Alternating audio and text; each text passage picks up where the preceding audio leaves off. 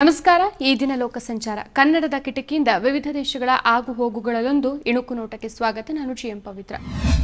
America ಅಧ್ಯಕ್ಷ Joe Biden ಅವರು 2024ರ ಅಧ್ಯಕ್ಷೀಯ ಚುನಾವಣೆಯಿಂದ ಹಿಂದೆ ಸರಿದಿರೋ ನಿರ್ಣಯದ ಬಗ್ಗೆ ನೀಡಿದ ಮೊದಲ ಸಂದರ್ಶನದಲ್ಲಿ ಡೆಮೊಕ್ರೆಟಿಕ್ ಪಕ್ಷದ ಒಳಗಿನ ಒತ್ತಡದ ಬಗ್ಗೆ ಸೂಚನೆ ನೀಡಿದ್ದಾರೆ.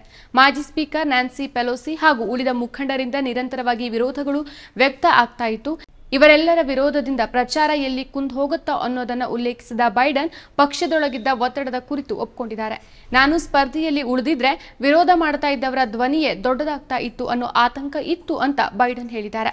ಬೈಡನ್ ಅವರು ಅಧ್ಯಕ್ಷೀಯ ಚುನಾವಣೆಯಿಂದ ಹಿಂದೆ ಸರಿಯೋ ಬಗ್ಗೆ ಹೇಳಿದಾಗಲೇ ತಮ್ಮ ಜಾಗಕ್ಕೆ ಕಮಲಾ ಹ್ಯಾರಿಸ್ ಬರ್ತಾರೆ ಅನ್ನೋ ಬಗ್ಗೆ ಹೇಳಿದ್ದು ಪಕ್ಷದ ದಿಕ್ಕನ್ನ ಬದಲಾಯಿಸುವ ತಂತ್ರದ ಭಾಗನ ಅನ್ನೋ ಶಂಕೆಗೂ ಕೂಡ ಈ ನಿರ್ಧಾರ ಕಾರಣ ಆಗಿತ್ತು.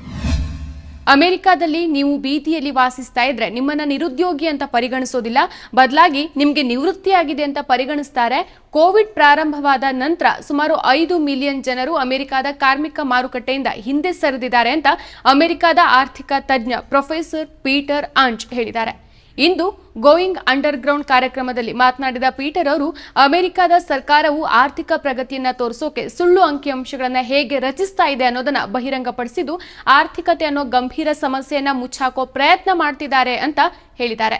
ಹಾಗೆ ಮುಂದುವರೆದು ಸಂಸ್ಥೆಗಳು ಹಾಗೂ ಹಣಕಾಸು ತಜ್ಞರು ಆರ್ಥಿಕತೆ ಒಳ್ಳೆಯ ಸ್ಥಿತಿಯಲ್ಲಿದೆ ಅಂತ ಸಾರ್ವಜನಿಕರನ್ನ ನಂಬಿಸೋಕೆ ಸರ್ಕಾರ ಸುಳ್ಳು ಅಂಶಗಳನ್ನ ಪ್ರದರ್ಶಿಸ್ತಾ ಇದೆ ಅಂತ ಆಕ್ರೋಶ ವ್ಯಕ್ತಪಡಿಸಿದ್ದಾರೆ.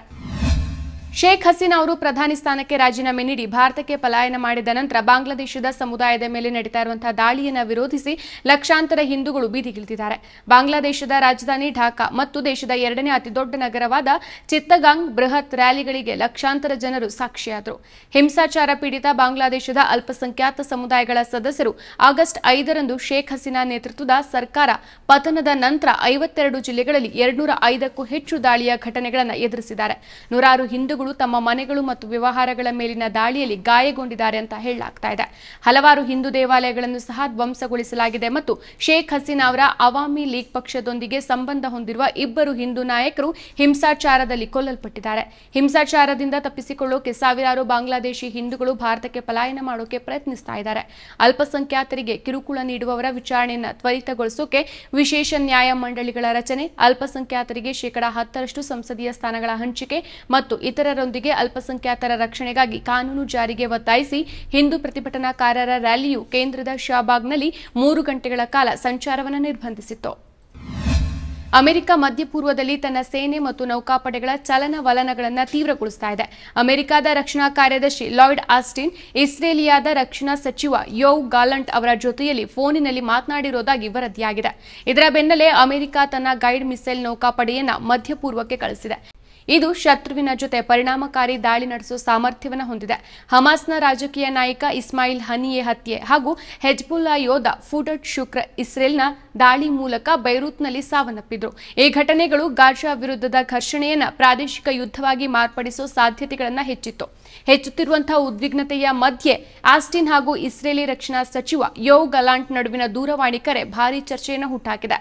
ಆದರೆ ಆಸ್ಟಿನ್ ಹಾಗೂ ಗಾಲಂಟ್ ಅವರು ಹಾನಿಯನ್ನ ಕಡಿಮೆ ಮಾಡೋ ಬಗ್ಗೆ, ಕದನ ವಿರಾಮದ ಬಗ್ಗೆ ಮತ್ತು ಗಾಜಾದಲ್ಲಿ ಒತ್ತೆಯಾಳುಗಳ ಬಿಡುಗಡೆ ಕುರಿತು ಚರ್ಚಿಸಿದ್ದಾರೆ ಅಂತ ಅಲ್ ಜಜೀರಾ ವರದಿ ಮಾಡಿದೆ. ಗಾಜಾದ ಮತ್ತಷ್ಟು ಪ್ರದೇಶಗಳಲ್ಲಿನ ಜನರಿಗೆ ಜಾಗ ಖಾಲಿ ಮಾಡುವಂತೆ ಇಸ್ರೇಲ್ ಸೇನೆ ಆದೇಶಿಸಿದ್ದು ಸುರಕ್ಷಿತ ನೆಲೆಗಳನ್ನು ಹುಡುಕಿಕೊಂಡು ಅಲೆದಾಡುತ್ತಿರುವ ಗಾಜಾದ ಸಾಮಾನ್ಯ ಜನ ದಿಕ್ಕು ಕಾಣದಂತಾಗಿದ್ದಾರೆ. ಗಾಜಾದ ಉತ್ತರ ಭಾಗದಲ್ಲಿರುವ ನಿರಾಶ್ರಿತರು ಆಶ್ರಯ ಪಡೆದಿದ್ದಂತ ಶಾಲೆಯೊಂದರ ಮೇಲೆ ಇಸ್ರೇಲ್ ನಡೆಸಿದ ದಾಳಿಯಲ್ಲಿ ಕನಿಷ್ಠ 80 ಜನ ಪ್ಯಾಲೆಸ್ತೀನಿಯರು ಸಾವಿಗೀಡಾಗಿದ್ರು. ಈಗ ಮತ್ತಷ್ಟು ಪ್ರದೇಶಗಳಲ್ಲಿನ ಜನರಿಗೆ ಜಾಗ ಖಾಲಿ ಮಾಡುವಂತೆ ಸೇನೆ ಆದೇಶಿಸಿದೆ. ಹಮಾಸ್ ಉಗ್ರಗಾಮಿಗಳ ಕಮಾಂಡ್ ಪೋಸ್ಟ್ ಮೇಲೆ ತಾನು ದಾಳಿ ನಡೆಸಿದ್ದು ಇದರಲ್ಲಿ 19 ಉಗ್ರವಾದಿಗಳು ಹತರಾಗಿದ್ದಾರೆ ಅಂತ ಇಸ್ರೇಲ್ ಹೇಳಿಕೊಂಡಿದೆ. ಈ ಹಿಂದೆ ಹಮಾಸ್ ಉಗ್ರರೊಂದಿಗೆ ಹೋರಾಡಿದ್ದ ಮತ್ತು ಬಹುತೇಕ ನಾಶವಾದ ಪ್ರದೇಶಗಳಿಗೆ ಇಸ್ರೇಲ್ ಸೇನೆ ಮತ್ತೆ ಬಂದಿದ್ದು ಪದೇ ಪದೇ ಸಾಮೂಹಿಕ ಸ್ಥಳಾಂತರಕ್ಕೆ ಆದೇಶಿಸಿದೆ. ಗಾಜಾದ 2.3 ಮಿಲಿಯನ್ ಜನಸಂಖ್ಯೆಯ ಬಹುಪಾಲು ಜನತೆ 10 ತಿಂಗಳಿನಿಂದ ನಡೀತಾ ಇರುವಂತಹ ಯುದ್ಧದಿಂದಾಗಿ ಪದೇ ಪದೇ ಸ್ಥಳಾಂತರಗೊಂಡಿದ್ದಾರೆ. ಯಾವುದೇ ಮೂಲಭೂತ ಸೌಕರ್ಯಗಳಿಲ್ಲದ ಕೊಳಕು ಟೆಂಟ್ ಶಿಬಿರಗಳಲ್ಲಿ ಲಕ್ಷಾಂತರ ಜನ ಆಶ್ರಯ ಪಡೆದಿದ್ರು.